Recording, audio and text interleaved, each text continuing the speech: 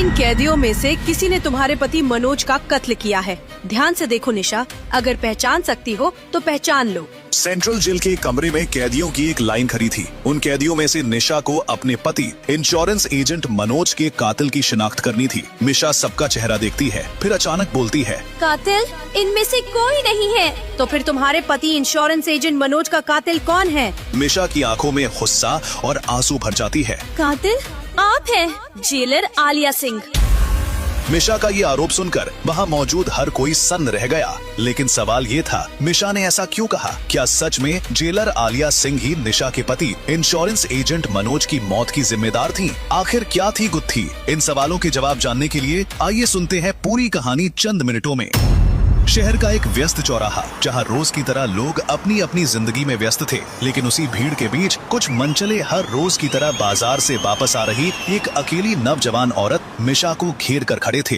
अरे मैडम, इतनी जल्दी क्या है? थोड़ा टाइम हमें भी दे दो, नंबर दे दो, घर तक छोड़ देंगे। बड़ी कटीली है, मर जाएगी, लेकिन हम गरीबों के काम नहीं आएगी। मिशा बार बार उनसे दूर हटने की कोशिश कर रही थी, लेकिन वो लड़के उसका रास्ता नहीं छोड़ रहे थे। तभी एक स्कूटर अचानक वहां आकर रुकता है। उस पर बैठा था मिशा का पति इंश्योरेंस एजेंट मनोज। वो अपनी पत्नी को परेशान और उन मंचलों की हरकत देख भड़क गया। मैंने कहा हाथ हटाओ उससे। मनोज ने जैसे ही विरोध किया, माहौल बदल गया। हीरो बनेगा इंश्योरेंस एजेंट साला।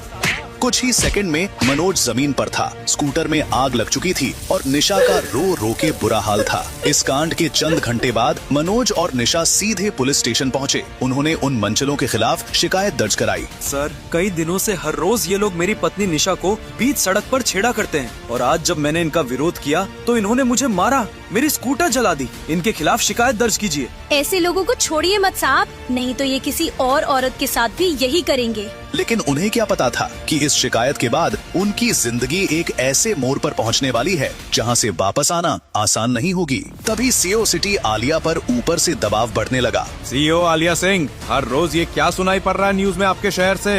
एक महिला होकर आप महिलाओं की सुरक्षा पुख्ता नहीं कर सकती है। आप ऐसे असामाजिक तत्वों को थोड़ा टाइट कीजिए, ना हो तो एक दो का हाफ एनकाउंटर कर दीजिए, सारे मंचले लाइन पर आ जाएंगे।